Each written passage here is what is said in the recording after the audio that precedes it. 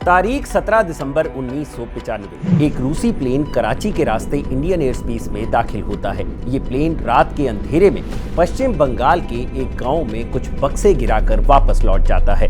सुबह सुबह गांव वाले उन बक्सों को देखकर हैरान रह जाते हैं और जब इन बक्सों को खोला जाता है तो उनकी आंखें फटी की फटी रह जाती हैं, क्योंकि इन बक्सों में AK-47, AK-56 rifle, rocket launchers, night vision goggles, 30,000 round से भी ज्यादा गोलियां और कई छोटे हथियारों का जखीरा था।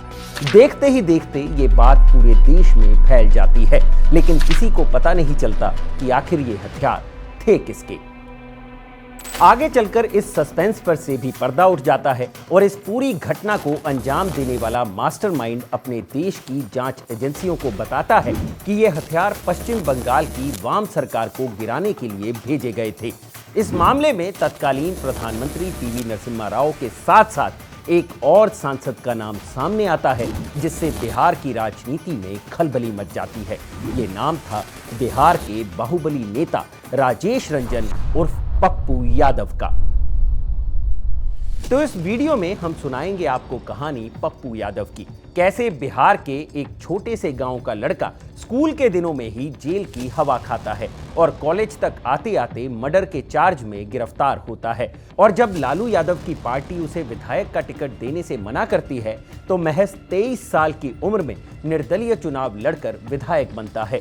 यही नहीं, जब लालू को मुख्यमंत्री बनने के लिए 41 विधायकों के समर्थन की जरूरत थी, तब पप्पू यादव ही 11 विधायकों का समर्थन जुगाड़कर लालू यादव को पहली बार बिहार के मुख्यमंत्री की कुर्सी पर बैठाते हैं। बिहार की राजनीति में पप्पू यादव का जलवा ऐसा था कि 21 साल की उम्र में जब वो विधायक भी नहीं थे, तब भी पप्पू यादव ने लालू को नेता प्रतिपक्ष बनाने में अहम भूमिका निभाई थी। एक ऐसा युवा नेता जिसके क्षेत्र में 90 के दशक में भी 24 घंटे बिजली आती थी। अधिकारी इस डर से बिजली सप्लाई करते थे कि अगर बिजली नहीं दी तो पप्पू यादव पूरे पावर स्टेशन को ही आग लगा देंगे। एक ऐसा नेता जो एक तरफ गरीबों का मसीहा भी कहा जाता है तो दूसरी तरफ attempt to murder, arms act, extortion सहित 41 गंभीर धाराओं में नामजद है। फिर एक वक्त वो भी आया जब लगभग 3 दशक तक बिहार की राजनीति पर अपना दबदबा रखने वाले पप्पू यादव लॉरेंस बिश्नोई को धमकी देते हैं और जब एक शख्स खुद को लॉरेंस का आदमी बताकर कॉल करता है तो डरकर अपने शब्द वापस ले लेते हैं। नमस्कार, मैं हूं भूपेंद्र सोनी और आप देख रहे हैं खबर गांव, और ये किस्सा है बिहार के बाहुबली नेता पप्पू यादव का।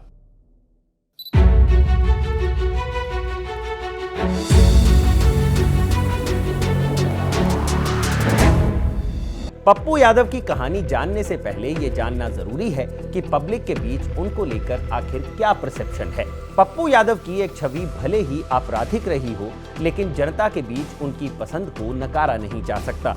1991 में जब पप्पू यादव पहली बार सांसद बने तो पूर्णिया एक ऐसा जिला था जहां लगभग 24 घंटे बिजली मिलती थी। जैसा कि हमने शुरुआत में ही बताया कि बिजली विभाग के अधिकारी उनके गुस्से से भय खाते थे कि अगर बिजली कटौती की तो पप्पू यादव पावर स्टेशन को ही आग लगा देंगे। पूर्णिया हेल्थ सेक्टर का एक बड़ा हब है, वहां कई बड़े अस्पताल हैं। कोसी सीमांचल के लोग गंभीर बीमारियों के दौरान पटना की बजाय पूर्णिया जाना प्रेफर करते हैं। पप्पू यादव ने सांसद बनते ही वहां के डॉक्टरों पर नकेल कसी और गरीबों के मुफ्त इलाज के लिए दबाव बनाया। पप्पू यादव भ्रष्ट अधिकारियों के खिलाफ भी काफी हमलावर थे। प्राइवेट फीस कब कितना लेगा? 1 महीने में 3 बार बुलाता है पेशेंट को, मिडिल क्लास को। 1000 रुपया से कम नहीं लेता, 500 से फिजिशियन कम नहीं लेता। ये कौन तय करेगा? Ultrasound, CT scan, MRI, x ray, जांच 3800, 4000, 12000 जांच में लग जाते हैं एक मिडिल क्लास को। 2024 लोकसभा चुनाव तक पप्पू यादव पर अधिकारियों के साथ दुर्व्यवहार या मारपीट के 6 मामले दर्ज थे। वो हमेशा उन पर दबाव बनाकर रखते थे। लड़ाई लड़िए, पूरा दलितों के हाथ में राइफल की जरूरत। भैया गजब बात करते हैं। जो भ्रष्टाचारी को पकड़ा के लाएगा और जो भ्रष्टाचारी को खत्म करेगा, पप्पू यादव उसको इनाम देगा। भ्रष्टाचारी का टेप लाएगा, करेगा, जो लाएगा, जो भ्रष्टाचार का टेप देगा उसको देंगे हम 25,000, और जो भ्रष्टाचारियों को समाज के बीच में पिटते पिटते मार देगा उसको हम देंगे 10 लाख। बतौर सांसद पप्पू यादव की इस कार्यशैली की वजह से ही क्षेत्र की जनता उन्हें मॉडर्न डे रॉबिन हुड समझने लगी। 2001 में जब भुज में भूकंप आया था तो पप्पू यादव और उनकी टीम वहां भी लोगों की मदद के लिए पहुंची थी। तब तत्कालीन लोकसभा स्पीकर जीएमसी बालायोगी ने उनकी तारीफ करते हुए उन्हें प्रशस्ति पत्र भी सौंपा था। बीते सालों में लोगों ने देखा कि पप्पू यादव बाढ़, कोरोना या अन्य आपदाओं के वक्त भी जनता के बीच मौजूद रहे। 2015 में पप्पू यादव को संसद से बेस्ट परफॉर्मिंग एमपी का अवार्ड भी दिया गया। पप्पू यादव उन नेताओं में से है जिन्होंने सोशल मीडिया को काफी अच्छा यूटिलाइज किया है। बिहार में बाढ़ और कोरोना के दौरान उन्होंने जो लोगों की मदद की, उससे सोशल मीडिया पर उनके पक्ष में काफी अच्छा नैरेटिव बना। सोशल मीडिया पीआर ने भी पप्पू यादव की आपराधिक छवि को काफी हद तक बदला। बिहार में अपराध के पोस्टर बॉय से अब पप्पू यादव लोगों के बीच गरीबों के मसीहा माने जाते हैं। हम पर केस और फांसी चढ़ाने से यदि उनका दवाई, उनका ऑक्सीजन और उनकी गंदगी यदि उनको साफ हो जाए, अब मरने वालों की संख्या खत्म हो जाए तो फांसी चढ़ा दो। हम तो सरकार का काम कर रहे हैं, सरकार की जिम्मेदारी को बता रहे हैं। पूरा सुपरिटेंडेंट पर केस करेंगे हम पूरे हर जिले में। 302 का मुकदमा लगना चाहिए इन सुपरिटेंडेंट सब पर। पप्पू यादव वही सांसद है जिन्होंने री नीट की टी शर्ट पहनकर संसद में शपथ ली थी। शपथ ग्रहण के बाद पप्पू यादव ने बिहार के लिए विशेष राज्य का दर्जा मांगा। इसके बाद जब उन्होंने सीमांचल जिंदाबाद, मानवता जिंदाबाद के नारे लगाए, किरण रिजिजू ने उन्हें टोक दिया। पप्पू यादव ने पलटवार करते हुए कहा, आपसे ज्यादा छठी बार सांसद रहा हूं, आप हमको सिखाइएगा। आप किसी की कृपा पर बनते होंगे, मैं अपने दम पर जीतता हूं, जिसमें 4 बार निर्दलीय चुनाव भी जीता हूं। सीमांचल जिंदाबाद, मानवतावाद जिंदाबाद, धन्यवाद, भीम जिंदाबाद, संविधान जिंदाबाद। बहुत बहुत शुभकामनाएं।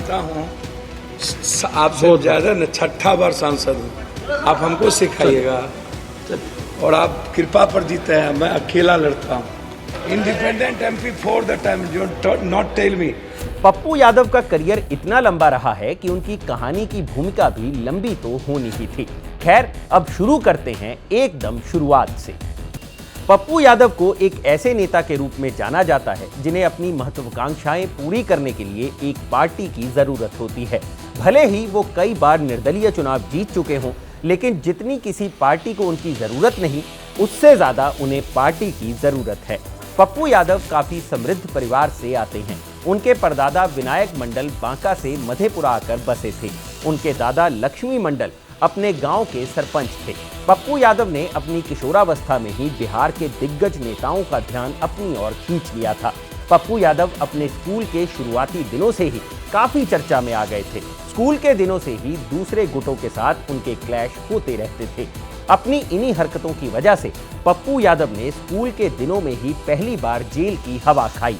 जेल जाने के बाद वो पूर्णिया के एक दबंग स्थानीय नेता अर्जुन यादव के संपर्क में आए।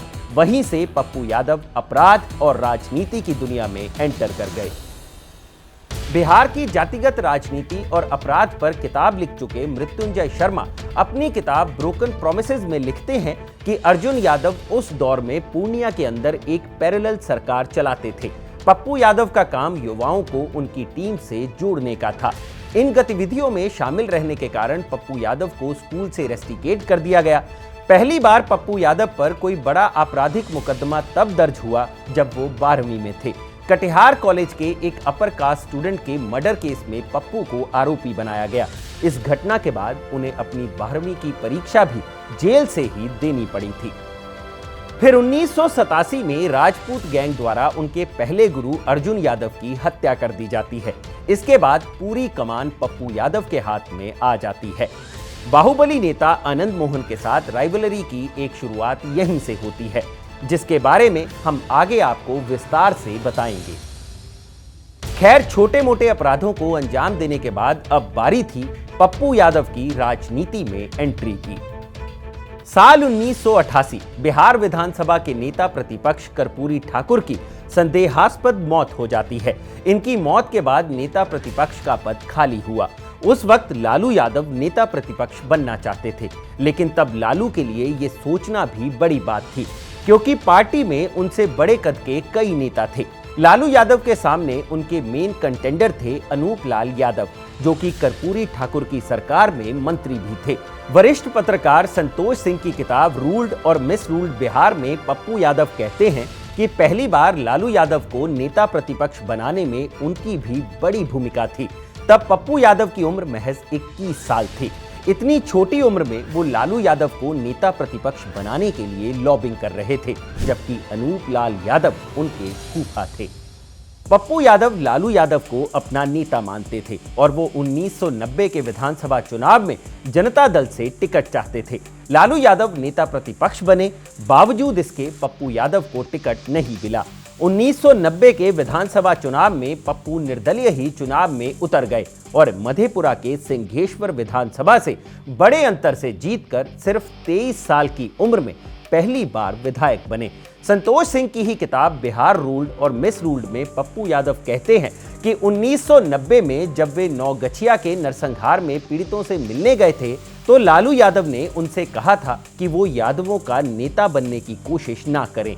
ये एक ऐसा वक्त था जब बिहार की राजनीति में लालू यादव खुद अपने लिए स्पेस तलाश रहे थे और ऐसे में पप्पू यादव का राइज उन्हें थोड़ा असहज करने वाला था। सिर्फ नेता प्रतिपक्ष ही नहीं, बल्कि लालू यादव को मुख्यमंत्री बनाने के लिए भी पप्पू यादव आगे आए थे। 1990 का बिहार विधानसभा चुनाव, तब झारखंड भी बिहार का हिस्सा हुआ करता था। कुल विधानसभा सीटें थी 324 और बहुमत के लिए किसी गठबंधन को 163 सीटें चाहिए थी। इस चुनाव में जनता दल 122 सीटें जीतकर सबसे बड़ी पार्टी बना। नीतीश कुमार गुट के समर्थन से लालू यादव अपनी पार्टी के नेता तो बन चुके थे, लेकिन उन्हें अभी भी 41 विधायकों का समर्थन चाहिए था। पप्पू यादव तब 23 साल की उम्र में पहली बार निर्दलीय लड़कर विधायक बने थे। जनता दल से टिकट ना मिलने के बावजूद भी वो लालू को अपना नेता मान रहे थे। पप्पू यादव ने चुनाव से पहले की बातें भुलाकर लालू यादव को 11 निर्दलीय विधायकों का समर्थन दिलाया और लालू यादव पहली बार बिहार के मुख्यमंत्री बने।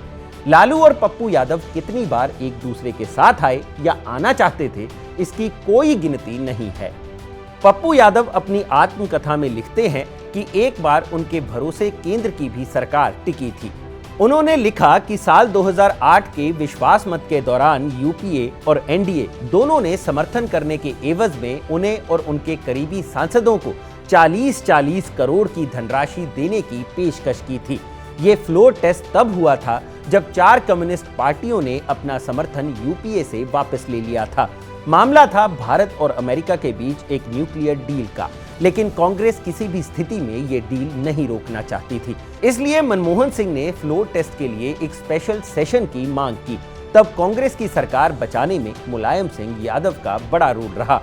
उन्होंने कहा था कि एपीजे अब्दुल कलाम ने उन्हें भरोसा दिलाया कि ये डील भारत के लिए बेहतर साबित होगी और इसलिए उनकी पार्टी ने मनमोहन सिंह का समर्थन किया। पप्पू यादव ने एक और दावा किया कि 2001 में अटल जी की सरकार का समर्थन करने के लिए भी यशवंत सिन्हा ने उन्हें और उनके करीबी सांसदों को पैसे देने की कोशिश की थी, लेकिन यशवंत सिन्हा ने पप्पू यादव के इस दावे को खारिज कर दिया था। अब बारी आती है उस दौर में राजपूतों के सबसे बड़े नेता आनंद मोहन और पप्पू यादव के बीच की राइवलरी की। बीते 2 दशकों में कोसी सीमांचल का एरिया हमेशा से भीषण बाढ़ के चलते खबरों में रहा है, मगर 90 के दशक में ये क्षेत्र गैंग वॉर के लिए भी चर्चित रहा। ये गैंग वॉर था तब के राजपूतों के उभरते नेता आनंद मोहन और पप्पू यादव के बीच। इसकी एक शुरुआत अर्जुन यादव की हत्या के साथ शुरू हो चुकी थी। बस इंतजार था आग में घी डालने का। पप्पू यादव सिर्फ 1 साल के भीतर मधेपुरा के सिंघेश्वर से विधानसभा और पूर्णिया से लोकसभा का चुनाव निर्दलीय ही जीत चुके थे। इसलिए कोसी सीमांचल के हर जिले में उनका प्रभाव बढ़ता जा रहा था। पप्पू यादव का विस्तार आनंद मोहन के लिए एक बड़ी चुनौती था।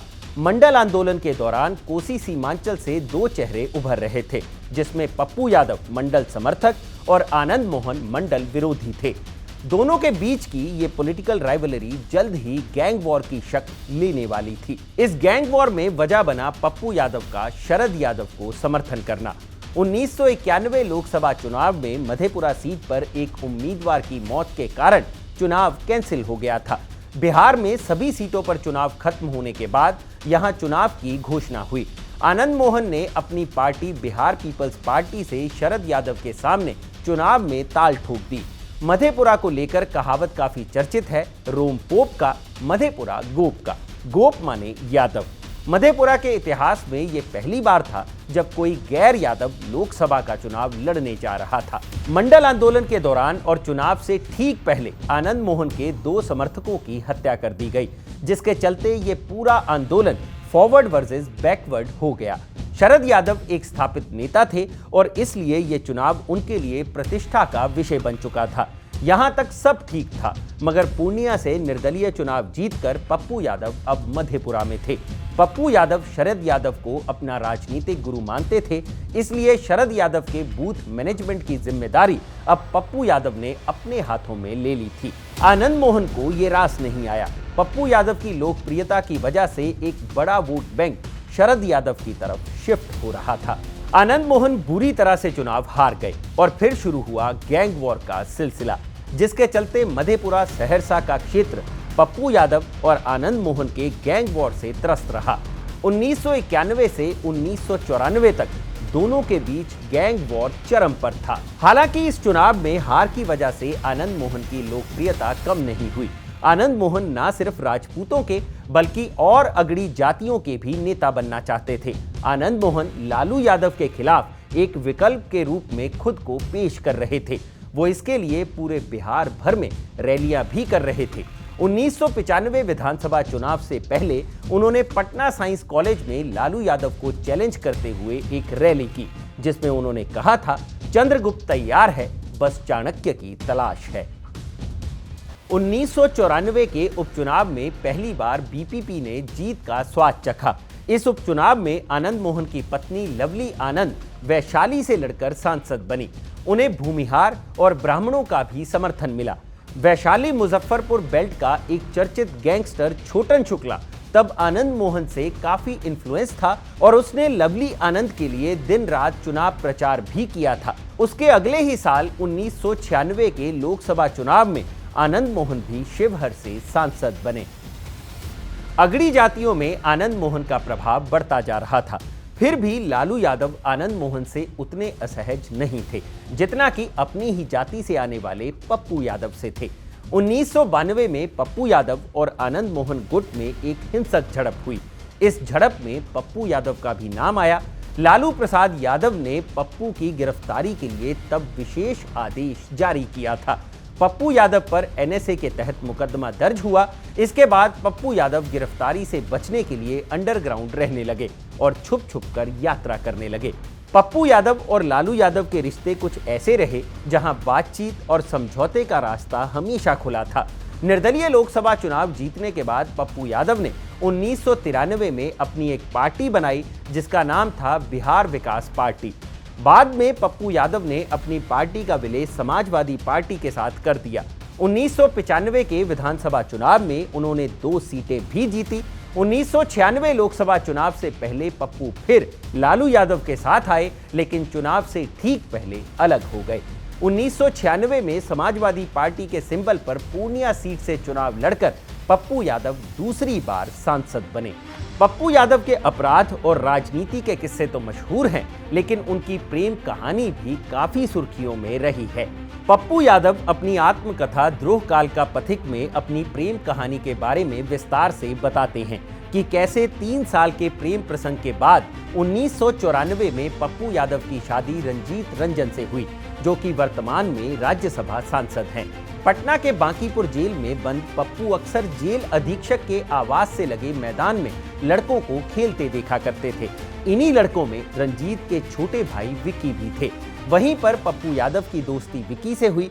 तब तक वो रंजीत रंजन को नहीं जानते थे, लेकिन कहानी में ट्विस्ट उस वक्त आया जब पप्पू यादव ने विक्की के फैमिली एल्बम में रंजीत की टेनिस खेलते हुए तस्वीर देखी। पप्पू फोटो देखकर रंजीत पर फिदा हो गए। पप्पू यादव जेल से छूटने के बाद रंजीत से मिलने अक्सर उस टेनिस क्लब में पहुंच जाते थे। रंजीत को पप्पू का बार बार आना पसंद नहीं था। उन्होंने पप्पू यादव को कई बार मना भी किया, लेकिन वो नहीं माने। रंजीत ने एक बार तंग आकर स्पष्ट कह दिया कि वो सिख हैं और पप्पू यादव हिंदू, इसलिए उनके रिश्ते का कोई भविष्य नहीं है। रंजीत रंजन के पूर्वज कश्मीरी पंडित थे जो सिख धर्म अपनाकर पंजाब में बस गए। पप्पू ने अपनी किताब में लिखा है कि रंजीत का जवाब सुनकर उन्होंने एक बार नींद की ढेर सारी गोलियां खा ली। रंजीत रंजन के पिता ग्रंथी थे और शुरू में इस विवाह के खिलाफ थे, लेकिन पप्पू यादव के पिता चंद्र नारायण प्रसाद और माता शांति प्रिया की ओर से कोई समस्या नहीं थी। वो दोनों इस शादी के पक्ष में थे। जब रंजीत के घर वालों की ओर से शादी को मंजूरी नहीं मिली तो पप्पू यादव ने कई जगह हाथ पैर मारे। इसी बीच किसी ने उन्हें सलाह दी कि उस वक्त कांग्रेस में रहे एसएस आलूवालिया उनकी मदद कर सकते हैं। पप्पू यादव उनसे मिलने दिल्ली जा पहुंचे और उन्होंने मदद की गुहार लगाई। पप्पू यादव ने अपनी किताब में इसका भी जिक्र किया है कि कैसे एसएस आलूवालिया की पहल से रंजीत के सिख परिजनों को मनाने में मदद मिली। पप्पू यादव अपने प्रेम को पाने के लिए सिख धर्म भी अपनाने को राजी थे। आखिर में बहुत संघर्ष के बाद पप्पू यादव रंजीत रंजन से शादी करने में सफल रहे। खैर, लौटते हैं राजनीति पर। जब पप्पू यादव अपनी राजनीति में आगे बढ़ रहे थे तभी एक केस ने उन्हें बैकफुट पर धकेल दिया। ये घटना थी अजीत सरकार हत्याकांड। अजीत सरकार बिहार में सीपीआईएम यानी communist party of India Marxist के एक चर्चित नेता थे। अजीत सरकार की राजनीति में एंट्री सीपीआईएम के student wing student federation of India यानी एसएफआई से हुई थी। वो 1980 से 1998 तक 4 बार पूर्णिया सीट से विधायक रहे। अजीत सरकार के पास लोगों का भारी जनसमर्थन था। 90 के दशक में वो बिहार के एक चर्चित कम्युनिस्ट लीडर हुआ करते थे। उस दौर में पूर्णिया की पिछड़ी जाति के लोग और दलित जमींदारों के खिलाफ लगातार संघर्ष कर रहे थे। ऐसे में उनकी आवाज बने अजीत सरकार। जमींदारों ने अजीत सरकार को चुनौती देने के लिए पप्पू यादव को अपना समर्थन देना शुरू कर दिया। तब पूर्णिया में पप्पू यादव ना सिर्फ यादव बल्कि भूमिहार और राजपूतों के भी नेता बन चुके थे। अजीत सरकार के पास जन समर्थन था तो पप्पू यादव के पास जन समर्थन के साथ बाहुबल भी था। अजीत सरकार अपना चुनाव भी जनता के पैसे से लड़ते थे। चुनाव प्रचार के दौरान वो अपना गमछा आगे कर देते और लोगों से पैसे मांगते। किसी को भी 1 रुपए से ज्यादा देने की मनाही थी। घर पहुंचकर वो उन सारे सिक्कों को गिनते थे और इससे ही उन्हें मिलने वाले वोट का भी अनुमान लग जाता था। पूर्णिया की राजनीतिक जमीन अब बहुत टफ होने जा रही थी क्योंकि अजीत सरकार की लोकप्रियता अब पप्पू यादव के लिए चुनौतियां बढ़ा रही थी। फिर आया 14 जून 1998 का दिन। अजीत सरकार अपने ड्राइवर हरेंद्र शर्मा और पार्टी वर्कर अशफकुर रहमान के साथ अपनी कार में जा रहे थे।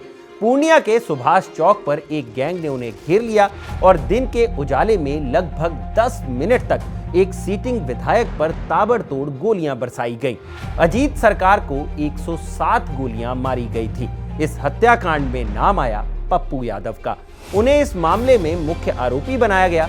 इस हत्याकांड की वजह से पप्पू यादव की राजनीति को एक बड़ा डेंट लगा और वो ऐसा खुद भी मानते हैं।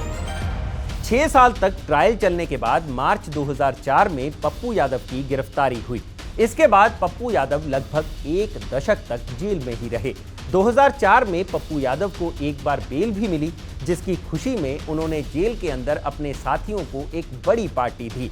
उनकी ये जेल पार्टी काफी सुर्खियों में रही, जिसके चलते बाद में सुप्रीम कोर्ट ने पप्पू यादव की बेल को कैंसिल करते हुए उन्हें बड़ी निगरानी में तिहाड़ जेल शिफ्ट कर दिया। जेल के अंदर उनकी लेविश लाइफ मीडिया में काफी ज्यादा प्रकाशित हुई। पप्पू यादव के पास जेल में फोन भी था। जब उसकी कॉल डिटेल निकाली गई तो उसमें कई अधिकारियों और मंत्रियों के नंबर भी शामिल थे। पप्पू यादव तब तक राजद में शामिल हो चुके थे और मधेपुरा से राष्ट्रीय जनता दल के सांसद चुनकर आए थे। इस मामले के बाद लालू यादव को भी अपनी चुप्पी तोड़नी पड़ी थी। लालू यादव ने मीडिया के सवालों का जवाब देते हुए कहा था कि सांसद है तो अधिकारी मंत्रियों से बात नहीं करेगा, इसमें कौन सी बड़ी बात है। पप्पू यादव को बड़ा झटका तब लगा जब साल 2009 में पटना हाईकोर्ट ने उनके चुनाव लड़ने पर रोक लगा दी। इसके बाद राजद ने भी पप्पू यादव को पार्टी से बाहर का रास्ता दिखा दिया। पप्पू यादव के लिए अब चुनौती थी अपनी पूर्णिया सीट बचाने की। उन्होंने अपनी मां शांति प्रिया को निर्दलीय चुनाव में उतार दिया।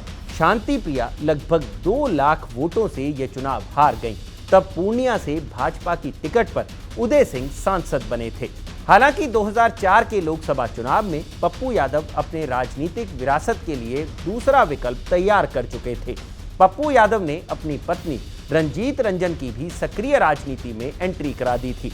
हालांकि अपनी शादी के साल भर बाद 1995 में ही पप्पू यादव ने रंजीत को विधानसभा का चुनाव लड़वाया था, जिसमें वो हार गई थी।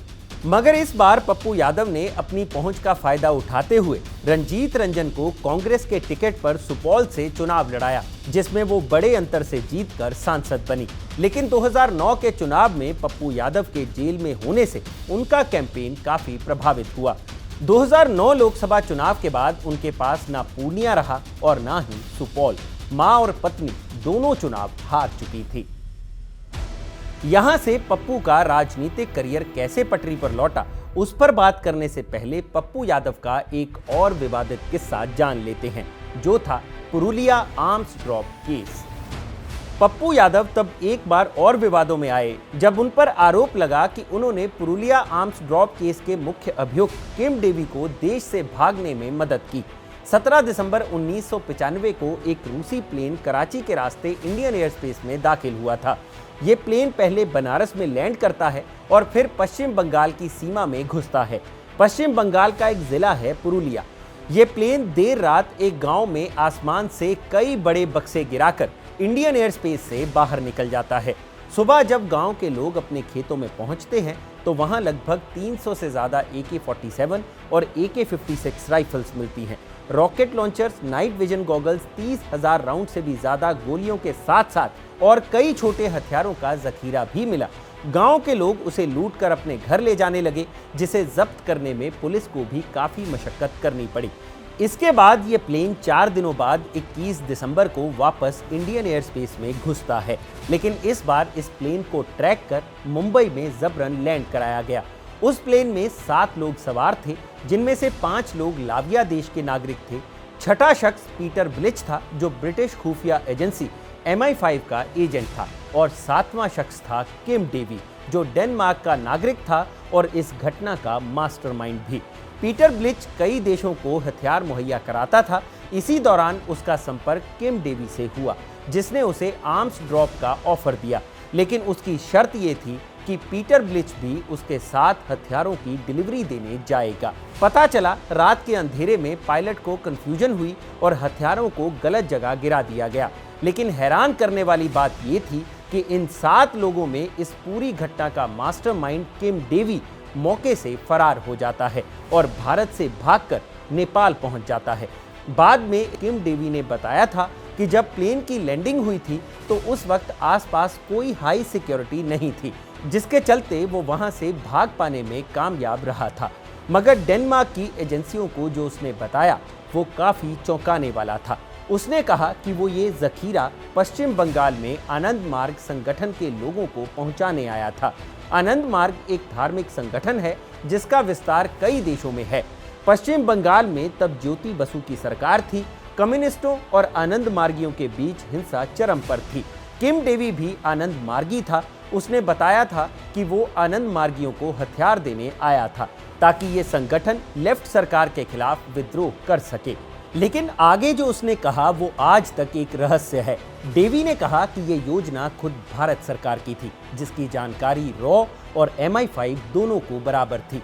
केंद्र सरकार किसी भी तरह पश्चिम बंगाल से कम्युनिस्ट सरकार को खत्म करना चाहती थी। डेवी ने बताया कि तत्कालीन प्रधानमंत्री PV नरसिम्हा राव के नेतृत्व में सांसद पप्पू यादव ने इंडिया से उसके सेफ एग्जिट का वादा किया था। उसने ये भी कहा कि पप्पू यादव की मदद से ही वो मुंबई से भाग पाने में कामयाब रहा। पप्पू यादव ने आज तक इस सवाल पर कोई सफाई नहीं दी। जब भी किसी पत्रकार ने माइक लगाकर ये सवाल पूछा तो वो इग्नोर करके सवालों से भागते नजर आए। पप्पू यादव पर यह आरोप इस वजह से भी गहराने लगा था क्योंकि वो और उनका परिवार आनंद मार्ग से जुड़ा रहा है। पश्चिम बंगाल की लेफ्ट सरकार ने भी तब खुलकर केंद्र सरकार और पप्पू यादव पर सवाल खड़े किए थे। इन तमाम विवादों के बीच पप्पू यादव के लिए 2013 का साल बहुत बेहतर रहा। पप्पू यादव लगभग 10 सालों से जेल में थे। इस बीच उन्होंने अपनी राजनीतिक जमीन भी पूरी तरह खो दी थी, मगर 17 मई 2013 को पटना हाई कोर्ट ने अजीत सरकार हत्याकांड में उन्हें बरी कर दिया। जस्टिस वीएन सिंह और जस्टिस के लाल की बेंच ने सबूतों के अभाव में पप्पू यादव और उनके 2 साथियों को बरी करते हुए फैसला सुनाया कि चूंकि पप्पू यादव इसके अलावा किसी और केस में वांटेड नहीं है, तो उन्हें तत्काल प्रभाव से रिहा कर दिया जाए। जेल से बाहर आने के बाद पप्पू यादव के सामने अब चुनौती थी खुद को राजनीति में जिंदा रखने की। पप्पू यादव के जेल से बाहर निकलते ही उन्हें फिर से आरजेडी में शामिल होने का न्योता मिला, मगर इस बार हालात ऐसे थे जो पप्पू यादव को काफी असहज करने वाले थे। मगर राजनीति में खुद को जिंदा रखने के लिए फैसला लेना भी जरूरी था। 2014 में जब भाजपा और जेडीयू ने अलग अलग चुनाव लड़ा, तब शरद यादव को जेडीयू ने मधेपुरा से चुनाव मैदान में उतारा। लालू यादव ने पप्पू यादव को मधेपुरा सीट से चुनाव लड़ने को कहा, मगर पप्पू यादव अपने राजनीतिक गुरु के खिलाफ चुनाव में नहीं उतरना चाहते थे। वो चाहते थे कि उन्हें पूर्णिया से ही टिकट मिल जाए, जहां से वो अब तक जीतते आ रहे थे। लेकिन लालू यादव ने कहा कि वो कांग्रेस को पूर्णिया सीट देने का वादा कर चुके हैं, इसलिए उनके पास बस यही एक विकल्प बचा है। खैर, पप्पू यादव मधेपुरा से चुनाव लड़े और लगभग 1 लाख वोटों से जीतकर चौथी बार सांसद बने। इसी चुनाव में रंजीत रंजन भी सुपौल से लड़कर दोबारा संसद पहुंची। राजनीति में इंसान किस कदर समझौते कर सकता है, इसकी बानगी 2014 लोकसभा चुनाव के प्रचार में दिखी। चुनाव से एक दिन पहले ही शरद यादव एक महिला से जीत का आशीर्वाद लेने जाते हैं। ये महिला कोई और नहीं बल्कि आनंद मोहन की मां गीता देवी थी। पप्पू यादव और आनंद मोहन के बीच गैंग वॉर की शुरुआत इसीलिए हुई थी कि पप्पू यादव चुनाव में शरद यादव की मदद कर रहे थे। अब जब पप्पू यादव और शरद यादव आमने सामने थे, तो अगड़ी जातियों विशेषकर राजपूतों का वोट लेने के लिए शरद यादव ने ये मास्टर स्ट्रोक चला था, लेकिन वो फेल हो गया। हालांकि लंबे समय तक जब आनंद मोहन और पप्पू यादव दोनों जेल में रहे और ये गैंग वॉर खत्म हुई, तो दोनों की दुश्मनी भी खत्म होती चली गई। 1994 में एक भीड़ ने गोपालगंज के डीएम जी कृष्णैया की हत्या कर दी थी। इसमें आनंद मोहन को भी अभियुक्त बनाया गया। 2007 में निचली अदालत ने इस मामले में आनंद मोहन को फांसी की सजा सुनाई थी, मगर 2008 में पटना हाई कोर्ट ने इसे उम्र कैद में बदल दिया। इस हत्या के मामले में आनंद मोहन ने लगभग 15 साल जेल में काटे। फिर 2023 में बिहार सरकार ने जेल के रूल्स में बदलाव किए और आनंद मोहन समय से पहले ही रिहा हो गए। रूल्स में किए गए इन बदलावों के पीछे भी राजनीति को ही एक वजह माना जाता है। 15 फरवरी 2023 बिहार की राजनीति में रुचि रखने वाले लोगों के लिए ये दिन काफी चौंकाने वाला था। इस तारीख को आनंद मोहन की बेटी सुरभि आनंद की शादी थी। इसमें पप्पू यादव भी बतौर मेहमान शरीक हुए। ऐसी तस्वीर भी आई जिसमें पप्पू यादव आनंद मोहन और उनके बेटे से गले मिल रहे हैं।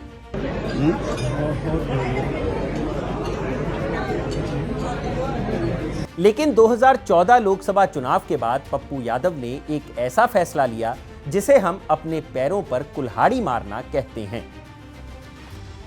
पप्पू यादव हमेशा से लालू यादव की राजनीतिक विरासत को संभालना चाहते थे, मगर शुरुआती दिनों में खुद लालू यादव उनसे असहज रहते थे। अब लालू अपने बेटे तेजस्वी को लॉन्च करने की तैयारी कर रहे थे। लोकसभा चुनाव के बाद नीतीश और लालू के बीच 15 सालों का तकरार खत्म हुआ। 2015 विधानसभा चुनाव को लेकर गठबंधन बना। तय हुआ कि जीत के बाद नीतीश कुमार मुख्यमंत्री बनेंगे और तेजस्वी उप मुख्यमंत्री। इस फैसले से पप्पू यादव काफी नाराज हुए। इसके बाद पप्पू यादव नीतीश कुमार और मुख्यमंत्री जीतन राम मांझी के खिलाफ ही बोलने लगे। 7 मई 2015 को एंटी पार्टी एक्टिविटीज के कारण पप्पू यादव को पार्टी से 6 सालों के लिए निष्कासित कर दिया गया। दल का अनुशासन होता है, दल का मर्यादा होता है, दल का नियम और नीति होता है और नेतृत्व के प्रति वफादारी और समर्पण होता है। न तो जो है पार्टी के मानक और जो मापदंडों को मानने का काम हुआ।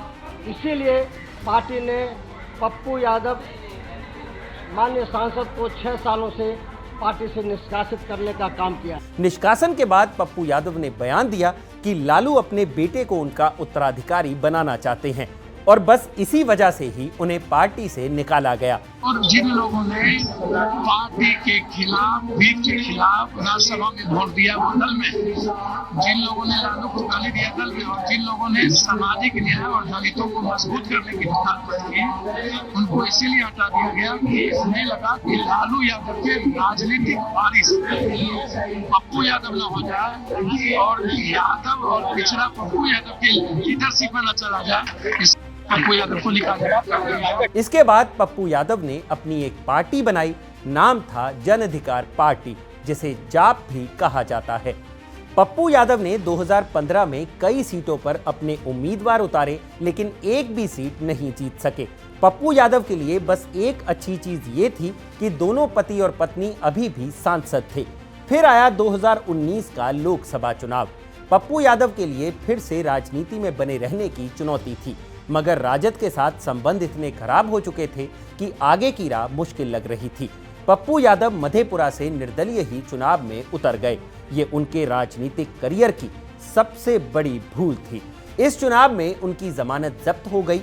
सुपौल सीट से रंजीत रंजन भी चुनाव हार गईं, लेकिन सुकून की बात ये रही कि जून 2022 में कांग्रेस ने उनकी पत्नी रंजीत रंजन को छत्तीसगढ़ से राज्यसभा भेज दिया। पप्पू यादव ने अपनी राजनीति बचाने के लिए 2020 में बिहार विधानसभा का भी चुनाव लड़ा।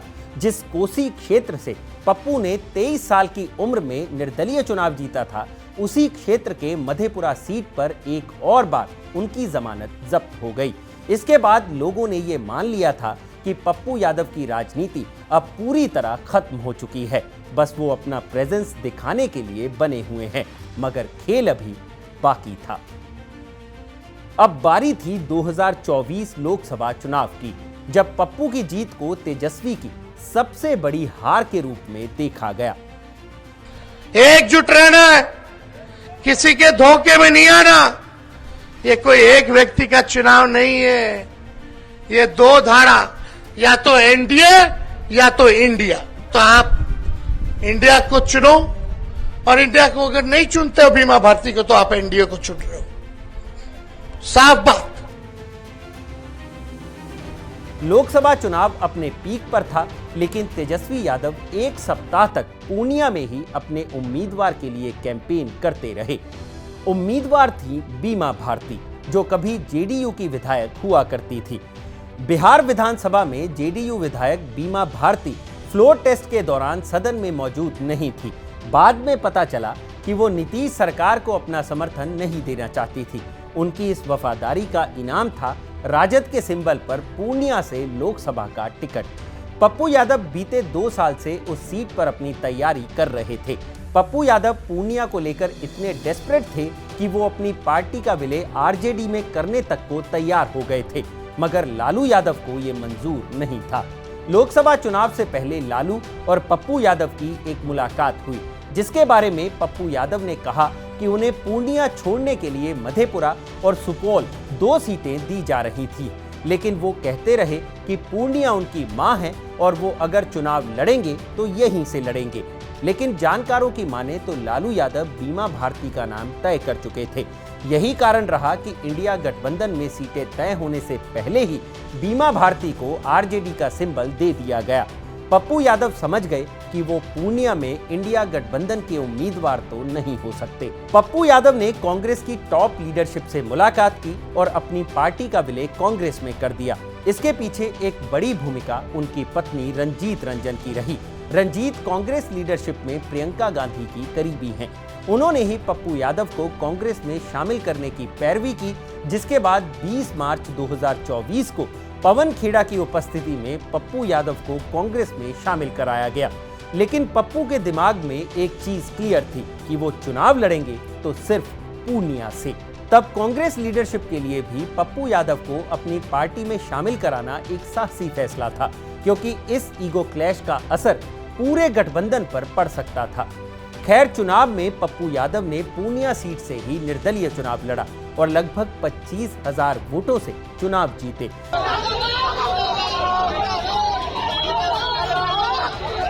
चुनावी नतीजों में आरजेडी उम्मीदवार बीमा भारती अपनी जमानत तक नहीं बचा सकी। हाँ बधाई। इरफान भाई 40 के ऊपर हम करते हैं प्रमुख साहब।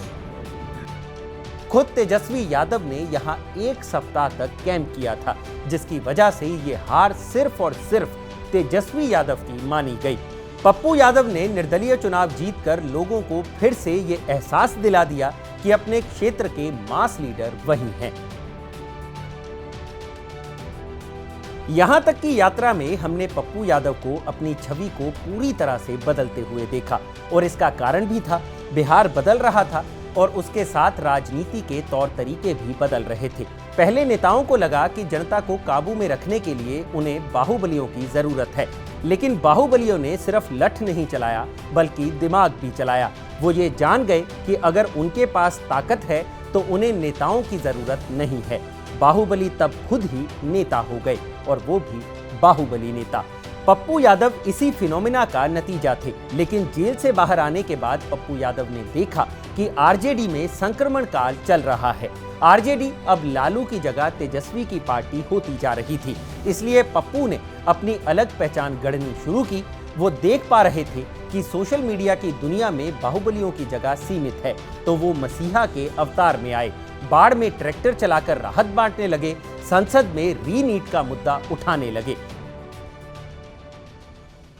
इस बीच एक घटना जरूर ऐसी हुई जिसने उस पप्पू यादव की याद दिलाई जिसका कोसी सीमांचल में दबदबा था। 13 अक्टूबर 2024 की शाम मुंबई में एनसीपी नेता बाबा सिद्दीकी की हत्या हो गई। इल्जाम लगा लॉरेंस बिश्नोई गैंग पर। 13 अक्टूबर को पूर्णिया के सांसद पप्पू यादव ये ट्वीट करते हैं, ये देश है या हिजड़ों की फौज।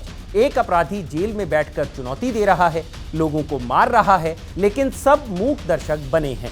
कभी मूसेवाला, कभी करनी सेना के मुखिया, और अब एक उद्योगपति राजनेता को मरवा डाला। कानून अनुमति दे तो 24 घंटे में इस लॉरेंस बिश्नोई जैसे 2 टके के अपराधी के पूरे नेटवर्क को खत्म कर दूंगा। उन दिनों लॉरेंस बिश्नोई का नाम लेकर वायरल होने का एक ट्रेंड सा चल रहा था। ऐसे में इस ट्वीट को किसी ने अन्यथा नहीं लिया, लेकिन इसके बाद एक वीडियो वायरल हुआ जिसमें पप्पू यादव किसी शख्स से व्हाट्सएप कॉल पर बात कर रहे थे। फोन की दूसरी ओर के शख्स को लॉरेंस गैंग का मेंबर बताया गया। ये कथित गुर्गा कहता है कि पप्पू यादव उनके रास्ते में ना आए, नहीं तो वो कर्म और कांड दोनों करते हैं। वीडियो में पप्पू यादव अपने ट्वीट को एक राजनीतिक बयान कह देते हैं। कर्म और कांड दोनों करते हैं। भैया एक बात समझिए, मैं आपको बता दूं, जो हमारे रास्ते में आएगा, मेरी बात उसके साथ जो आज हो रहा है वही होता जाएगा। आपके रास्ते में ना कोई जा रहा है, ना जाता है, ना जाएगा। वो पॉलिटिकल चीजें हैं, पॉलिटिकल चीजें होती रही। इस वीडियो में पप्पू एकदम बैकफुट पर नजर आए। इसके बाद एक और लेटर वायरल हुआ जिसमें पप्पू यादव अपनी जान का खतरा बताते हुए गृह मंत्री अमित शाह को पत्र लिखकर Z+ सिक्योरिटी की मांग करते हैं।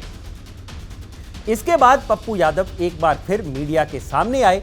बात वही थी, लेकिन इस बार उन्होंने लॉरेंस का नाम नहीं लिया। हमको किसी के निजी जिंदगी से कोई मतलब नहीं है। मारो, बाबा सिद्दीकी को मारे हो, सलमान को मारो और अब्राहम को मारो, जिसको जिसको मारना हो मारो, लेकिन मैं अपना दायित्व तो करूंगा ना भाई। सरकार को मैं जगाऊंगा ना कि ये गलत है। किससे किसकी निजी दुश्मनी है, पप्पू यादव को कोई लेना देना। अभी मैं जानता ही नहीं हूँ किसी को।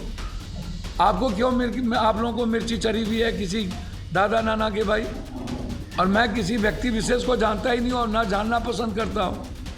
मैं आम जनता के बीच हूँ, कौन सी सुरक्षा है? कोई आएगा मार देगा, मर जाएंगे।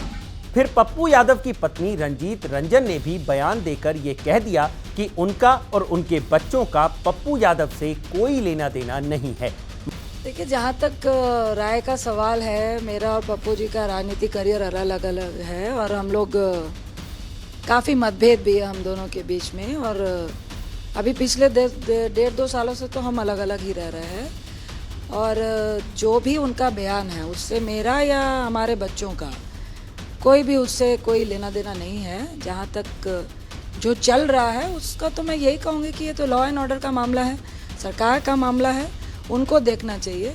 जो बयान चल रहे हैं उससे मेरा और मेरे परिवार का कोई लेना देना नहीं। मगर जब पुलिस ने इन्वेस्टिगेट करना शुरू किया तो मामला कुछ और ही निकला। दिल्ली पुलिस ने 2 नवंबर 2024 को मोहित पांडे नाम के एक व्यक्ति को गिरफ्तार किया है, जिसका लॉरेंस गैंग से दूर दूर तक कोई लेना देना नहीं है। पूर्णिया के एसपी ने अपने बयान में कहा कि धमकी देने वाला पप्पू यादव के कई करीबियों को निजी रूप से जानता है। इसके 1 महीने बाद 1 दिसंबर 2024 को एक और वीडियो वायरल होता है, जिसमें एक शख्स पप्पू यादव को मारने की धमकी देता है, लेकिन पुलिस उसे 24 घंटे के अंदर ही गिरफ्तार कर लेती है। आरोपी का नाम राम बाबू बताया जाता है और जांच में पता चलता है कि वो पप्पू यादव द्वारा बनाई गई जाप पार्टी का मेंबर रह चुका है और उसे पैसे और पार्टी में पद का लालच देकर पप्पू यादव के किसी करीबी द्वारा ही धमकी दिलवाई गई थी। और ये सारा प्रपंच इसलिए रचा गया ताकि पप्पू यादव को Z+ सुरक्षा मिल सके। ये संभवतः उनकी पुरानी पार्टी में भी ज्वाइन किया गया था, जो जाप पार्टी था। इसमें कुछ दिन जो इनके द्वारा बताया गया है, इसकी अभी तक पुष्टि नहीं हुई है, हम लोग अब तक से जांच में रखे हुए हैं। इनके द्वारा बताया गया कि जो माननीय सांसद महोदय हैं, उनके सहयोगियों के द्वारा इनसे कांटेक्ट किया गया और इनको बताया गया कि सांसद महोदय की सुरक्षा बढ़ाने के लिए आवश्यक है कि इस तरह की कोई धमकी का किया जाए और इनको तैयार कराया गया है। इसमें इनको दिया गया कि क्या बोलना है उसमें, और इनको पैसे का लालच दिया गया और दिया गया कि भविष्य में इनको नेता भी बनाया जाएगा। इसमें सुरक्षा, भारतीय राजनीति में सुरक्षा बस खतरा देखकर ही नहीं दी जाती है, रौला देखकर भी दी जाती है। रौला जिसकी अभी पप्पू यादव के पास कोई कमी नहीं थी, अब उनके इर्द गिर्द लोग उनका रौला दूसरे तरीके से बढ़ाने में लगे हैं, क्योंकि केंद्र की सत्ता ने उनके सिर पर जो हाथ रखा हुआ था वो खींच लिया है। ये पप्पू यादव उनके ब्रांड और उनकी राजनीति के बारे में क्या कहता है, इसका फैसला हम आप दर्शकों पर छोड़ रहे हैं। तो ये था पप्पू यादव की जिंदगी से जुड़ा पूरा किस्सा। अगर आपको ये वीडियो पसंद आया हो तो इसे लाइक और शेयर जरूर करें और जानकारी से भरे ऐसे ही और वीडियोस देखने के लिए सब्सक्राइब करें हमारा चैनल खबरगांव।